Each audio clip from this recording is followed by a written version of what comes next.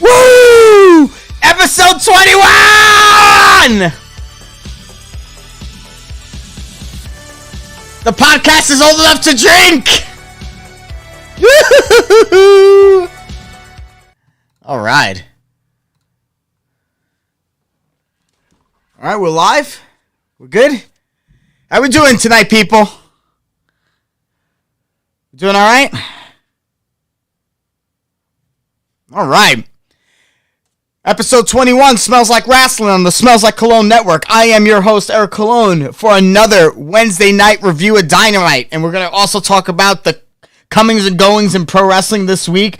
Definitely been crazy. Last time we talked, there was the allegations of Vince using company money to pay off a paralegal that he had a relationship with. That was what we knew as of last week. In terms of the NDAs being signed, so on and so forth. It is now gotten to the point where he has stepped down as CEO and chairman of the WWE. And his daughter Stephanie is taking the position. I don't know if anyone really got like excited about this in terms of like, oh, Vince is gone, maybe WWE is going to get better. Bro, listen, we all know better. Vince immediately, this is just, remember when they had Paul Heyman and Eric Bischoff as the bookers or the GMs for Raw and SmackDown? We all knew that was bullshit. Those guys weren't running shit. It was all Vince. So, sure enough, we find out Vince is still ahead of in charge of creative. So to me, I don't give a crap who runs the company. I want to know who's writing the television each week, and that's going to be Vince. So everything's going to still remain shitty for this foreseeable future. I find it surprising that that they called in Steph, especially after they basically like buried her on the way out after she said she was taking a leave of absence from the company. They pretty much buried Paul Levesque in terms of NXT and totally rebranding and completely upending that brand. Though reports are saying that Triple H is back at the PC, and I don't know, maybe he's going to take over NXT, maybe not, I'm not sure. But that is definitely something interesting. But, I mean, to be quite honest, as long as Vince is still running creative, the show's not going to get any better. The writing is still going to be horrible. The matches are going to make no sense. The finishes are going to mean nothing. You have maybe a couple of golden nuggets on that roster in terms of Rollins and Reigns. Still the guys, two Triple H guys, still holding down the company, Rollins and Reigns. And then you got Cody. But, like, Roman's never around. Cody's injured. Like, what are you going to do? You know, they're running out of pieces on that board that aren't pawns. You know what I mean? Like, they need to do some serious soul searching and figure out what the hell is going on with this company. Because to be quite honest, I'm worried.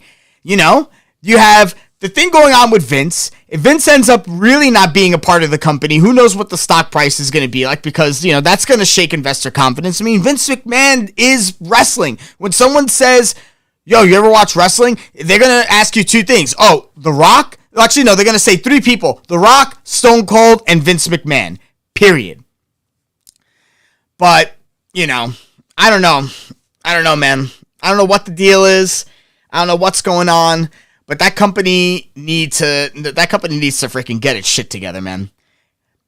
And, yeah, so, tons of injuries going on in wrestling also. Actually, that's what we're going to start off in tonight's Dynamite review. Live from Milwaukee. This is a couple of days ahead of the AEW New Japan Forbidden Door pay-per-view on Sunday.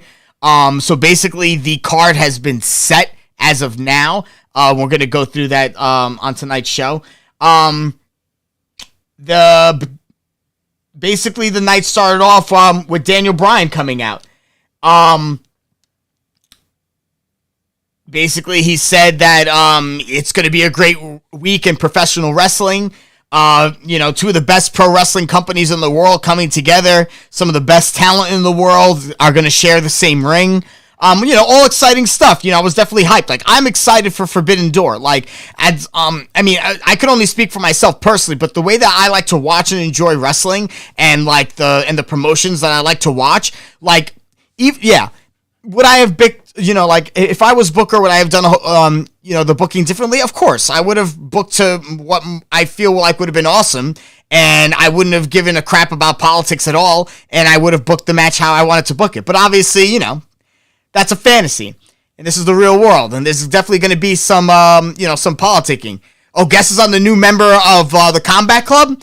I have 2 guesses. One's my heart and one's my gut. All right? I'll tell you heart. Heart, I hope it's Johnny Gargano, because he's the fucking man. All right? That's number 1. My gut, maybe Cesaro. Cesaro would fit in with that group big time, because he is an excellent professional wrestler and an excellent technical wrestler.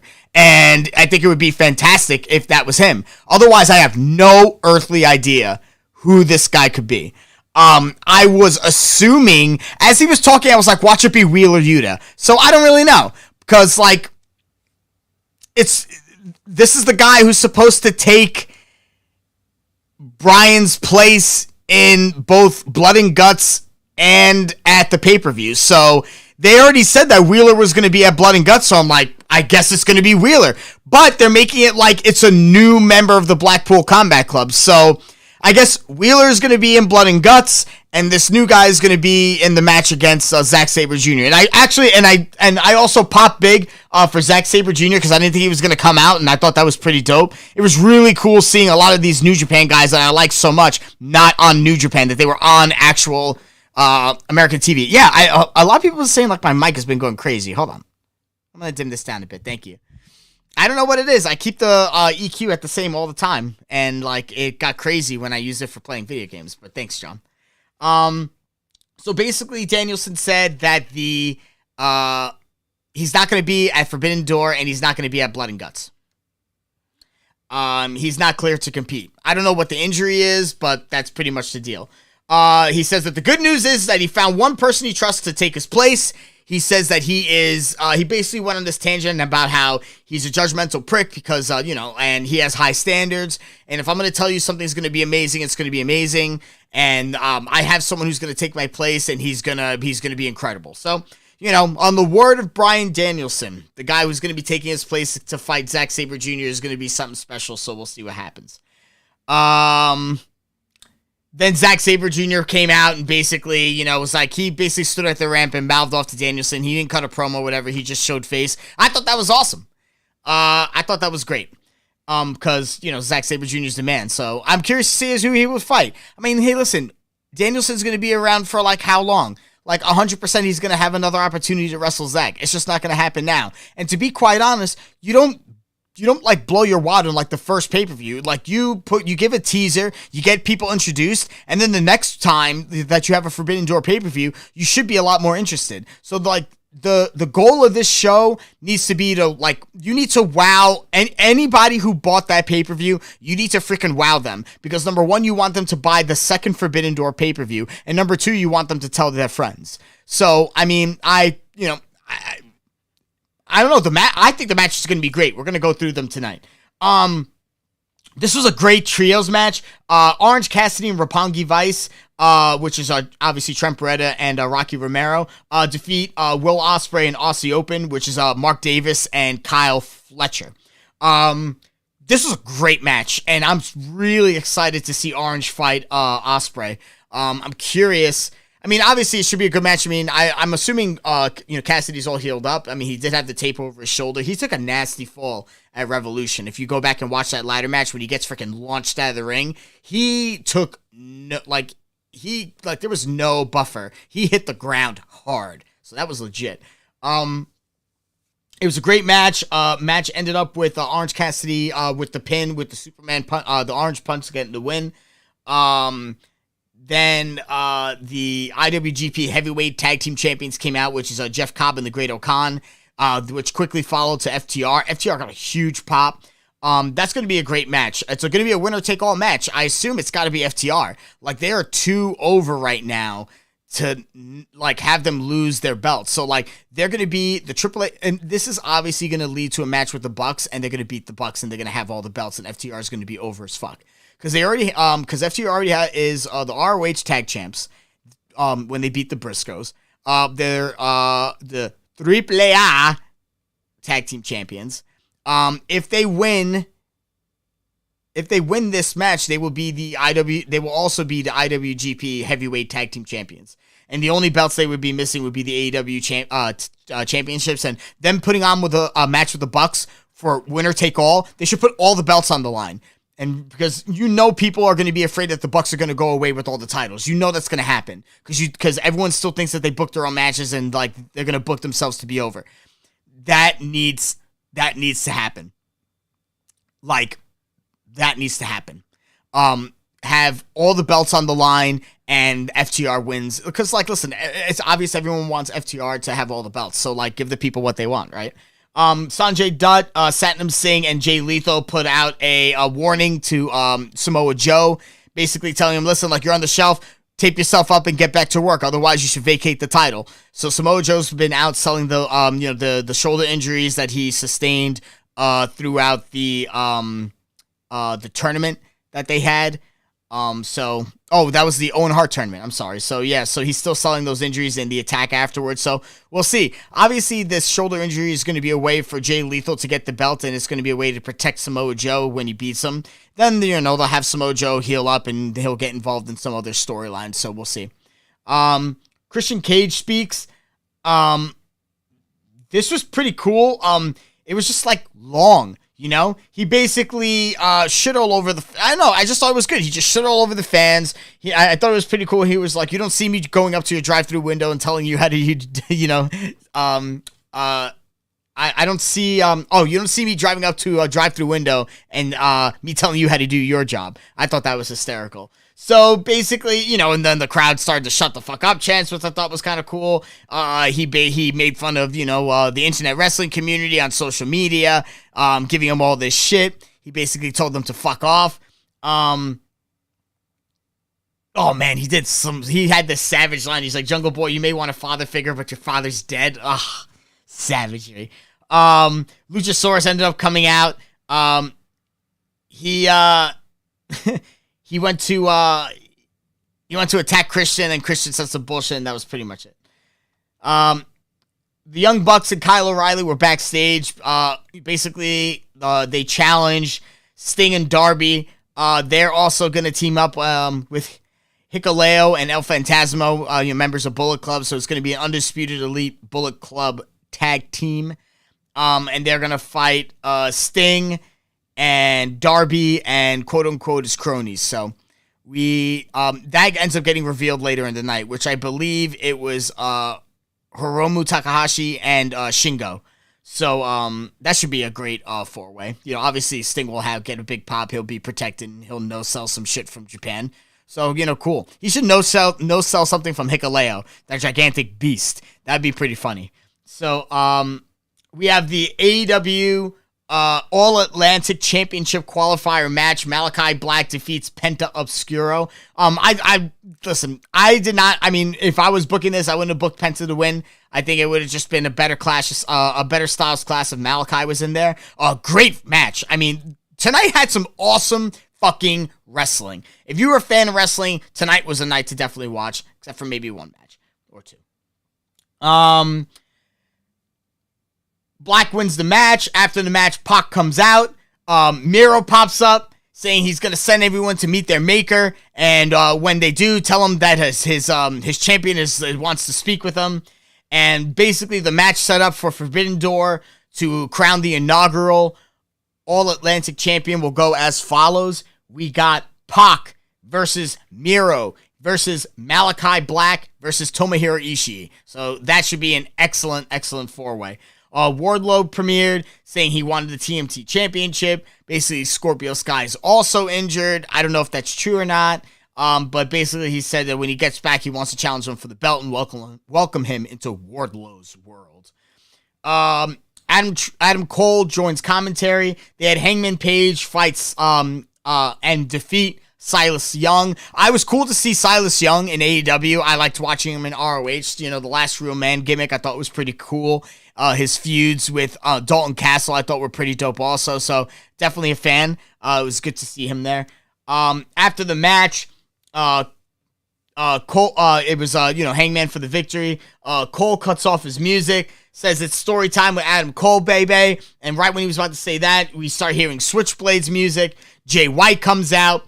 Basically, Jay White is just like, listen, I am the catalyst of pro wrestling. I am the guy who is responsible for how great wrestling is, and it's my responsibility to make sure that Forbidden Door is amazing and my match is amazing. So he's like, I can't fight you because you lost to Hangman twice, so it's not going to be you. Then he goes up to Hangman, he's like, hey man, guess what? I'm not going to wrestle you either. Hangman knocks the freaking mic out of his hands. They start going at it. Adam Cole comes in, low blows Hangman. They start fighting, and then fucking Kazuchika Okada comes out. I thought he wasn't going to be part of this at all, so I popped big when that music happened. That crowd went nuts. They acted like they knew who he was, which is great. You want that kind of television reaction. It was awesome. Then a brawl ends up happening. They all start beating the shit out of each other. So it's going to be official for the pay-per-view. It is going to be Okada versus Adam Cole versus Hangman Page versus Jay White. That's going to be an awesome match. So I'm liking what I'm seeing from this pay-per-view. I think these matches are going to be pretty awesome. And I hope I hope you guys too. I hope you enjoy the pay-per-view as much as I do, because I think it's going to be great. We had Jade Cargill, Stokely Hathaway, and Kiera Hogan were backstage with Tony Schiavone. Basically, Hogan said that Red Velvet was out of action and that they were looking for a new baddie. And Jade said it had to be a top-notch bitch.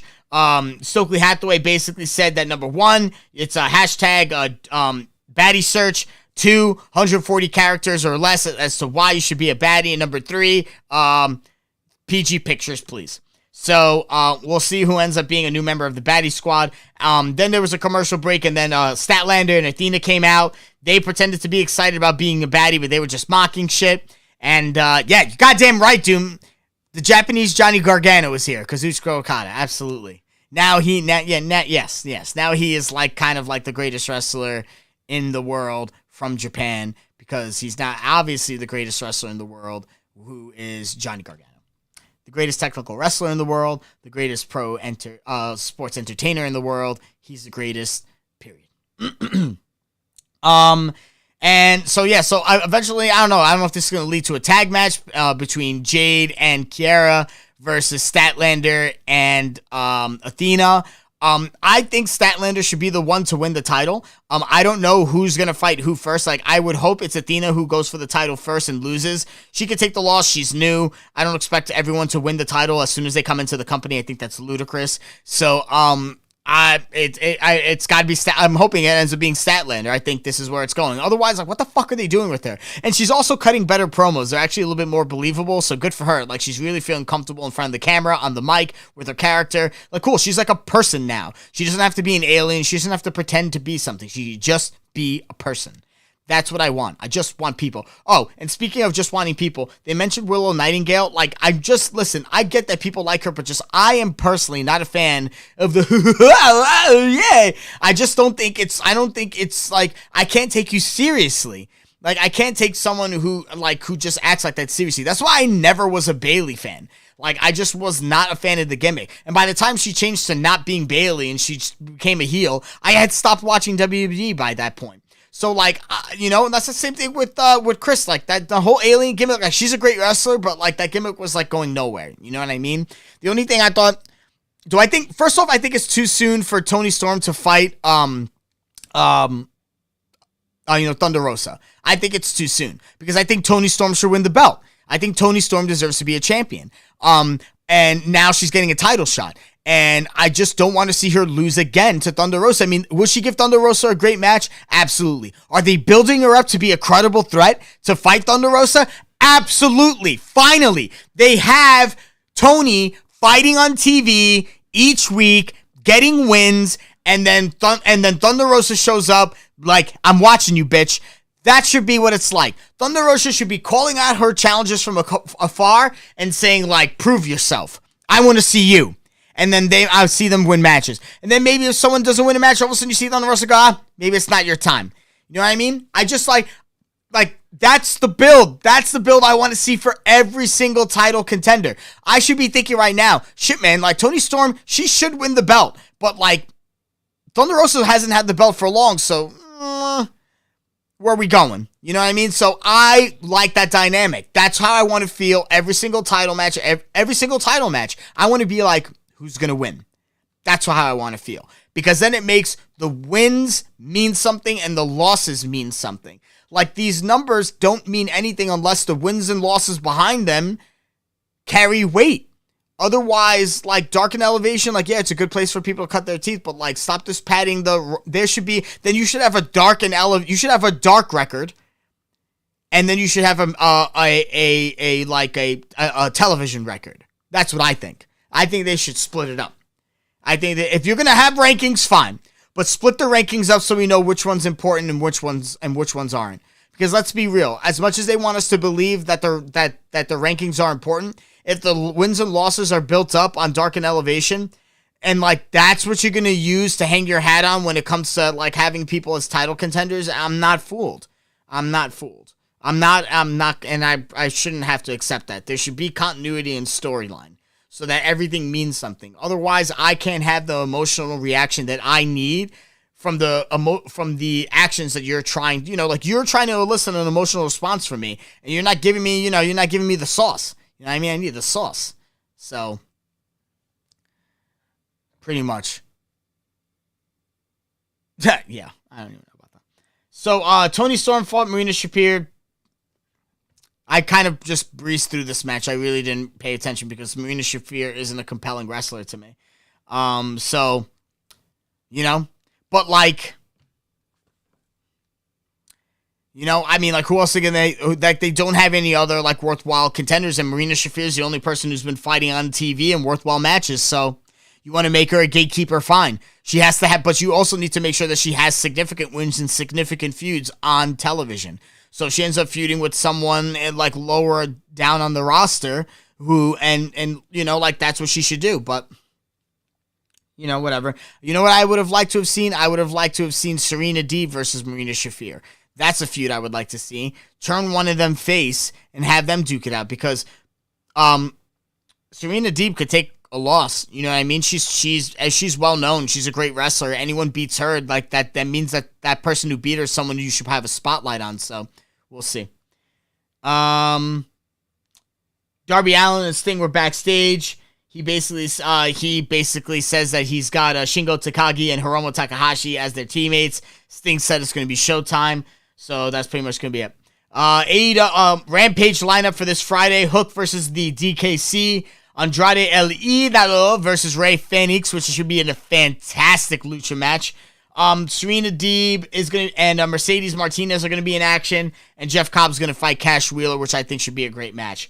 The AEW New Japan Forbidden Door lineup. The buy-in. Max Caster and the Gun Club to fight the New Japan Dojo, which is Yu Uemura, Alex Coughlin, Kevin Knight, and the DKC. We have the interim AEW championship is going to be the interim champ is going to be crowned. Jon Moxley versus Hiroshi Tanahashi. The IWGP World Heavyweight Championship is going to be on the line in a 4-way. We got Jay White, the current champion, versus Kazuchika Okada, which is the former champion, versus Hangman Page versus Adam Cole. Should be a very interesting match. A lot of storylines floating around there, especially the one between Hangman and, between Adam Cole and Jay White. The All-Atlantic champion, inaugural champion, will be crowned. Malachi Black versus Pac versus Miro versus Tomohiro Ishii. I fully expect Miro to come away with the title in this one.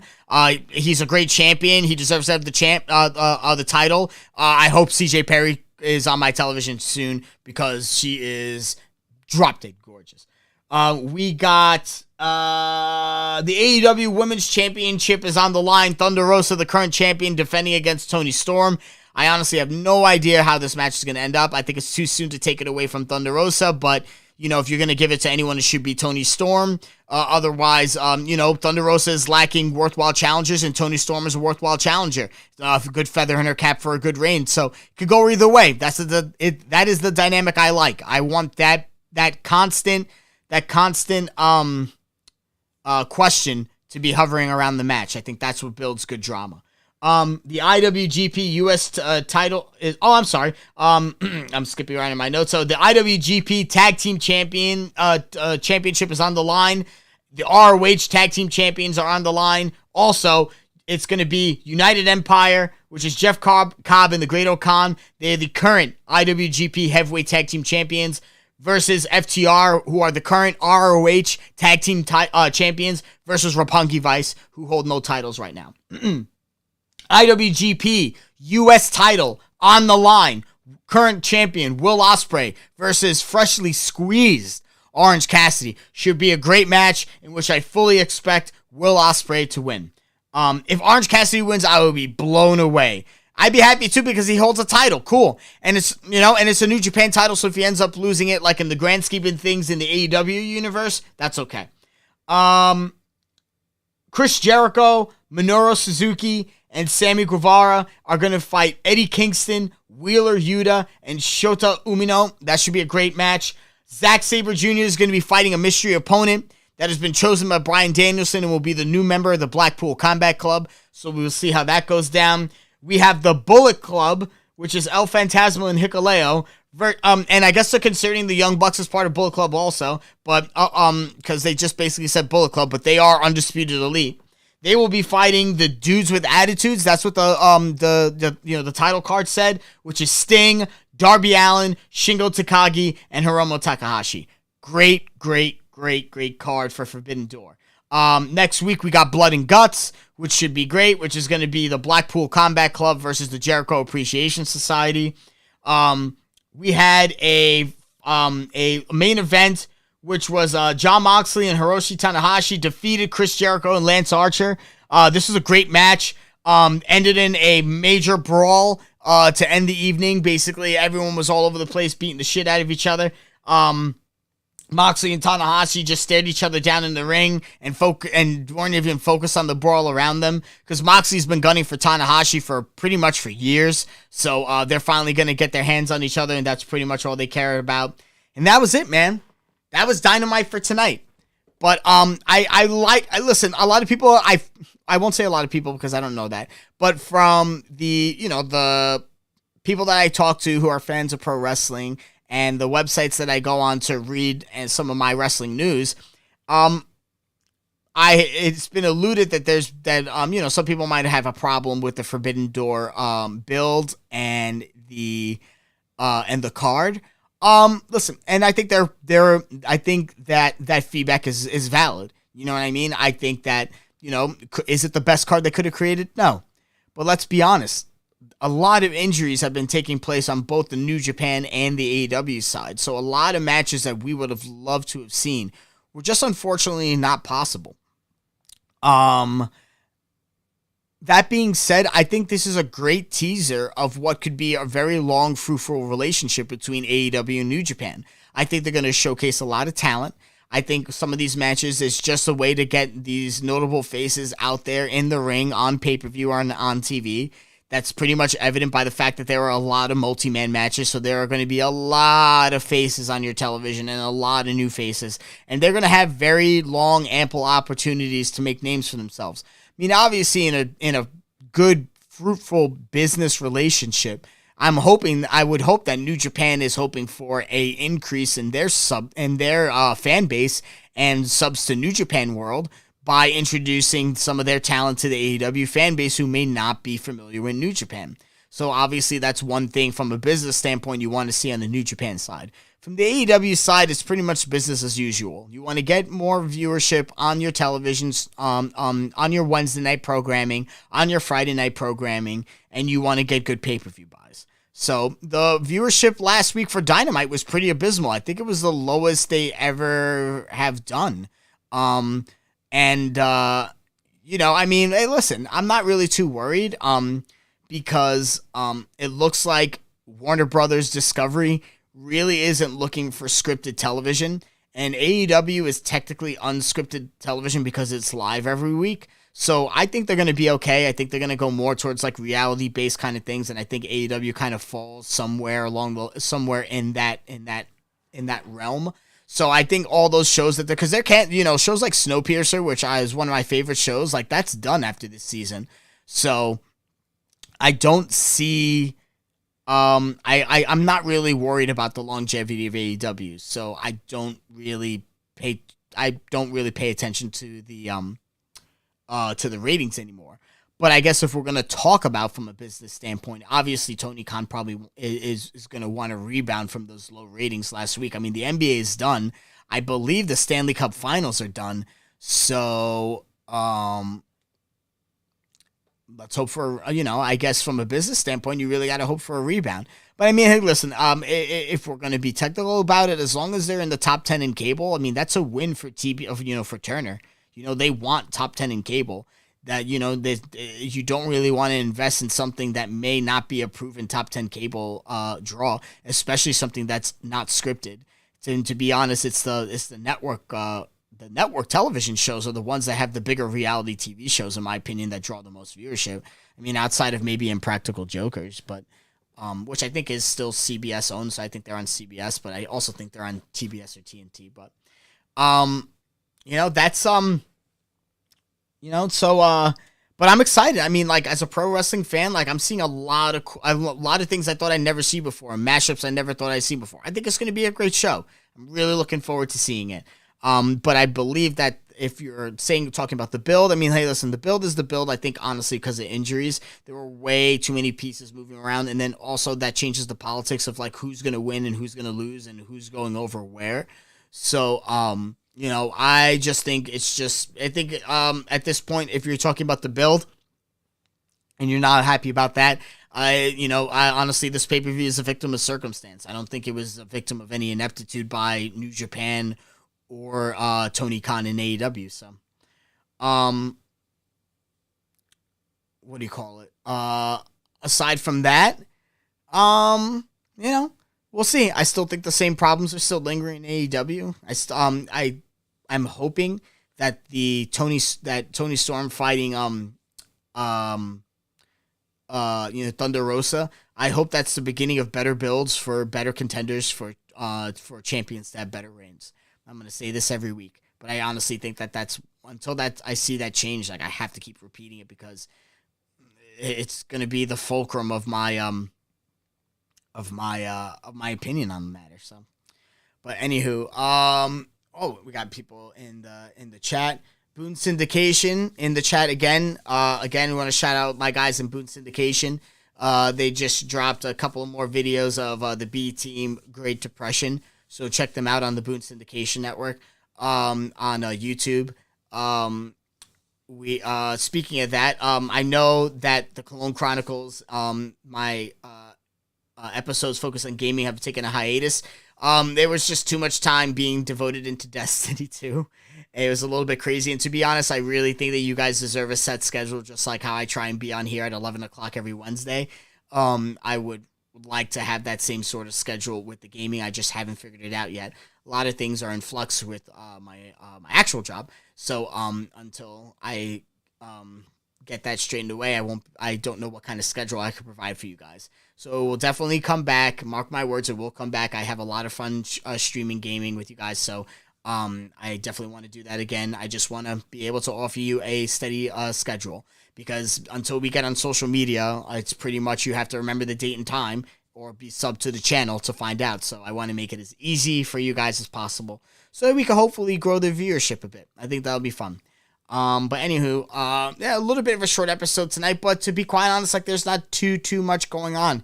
I mean, like I said, it's business as usual in WWE. If you think the Vince McMahon news was big, I really don't think it was that big a news, because it's business as usual. Nothing's really changing. The show's still booked like shit. They still have the same problems, so I honestly don't care. If you want to talk about things from a business standpoint, yeah, it's a big shakeup. A lot of big things are going on. But what's going to happen, I'm not sure. I mean, these people always say that they hire independent firms to investigate. I honestly have no faith in. I have no faith in WWE corporate and anything that they tell me in any way, shape, or form until the entire Vince regime is removed. John Laurinaitis is on the leave, is suspended. They have moved Bruce Pritchard into the head of talent relations. And, it's just the same people. It's literally now everyone aside from John Laurinaitis is pretty much in their same spot or got a little bit of a bump. Really means nothing to me. I wish it meant more, people. I really did. I really wish it meant more. But I know this company. And I know as long as Vince is involved, nothing's going to change. So as long as he's head of creative, all I care about really is the television. And he's in charge of it, and he sucks at it. So that's pretty much it with that. Thank you guys for tuning in. We had pretty solid viewership tonight, so I appreciate you guys. Thank you so much. Next week, we are going to be reviewing Blood and Guts. That is going to be airing from Detroit. We will also be talking about the Forbidden Door pay-per-view and my thoughts on that. So stay tuned. I will be on next week, Wednesday, 11 p.m. here on the Smells Like Cologne Network. This is Smells Like Wrasslin. I'm Eric Cologne. And that's it. That's the end of the show. Take care, everybody.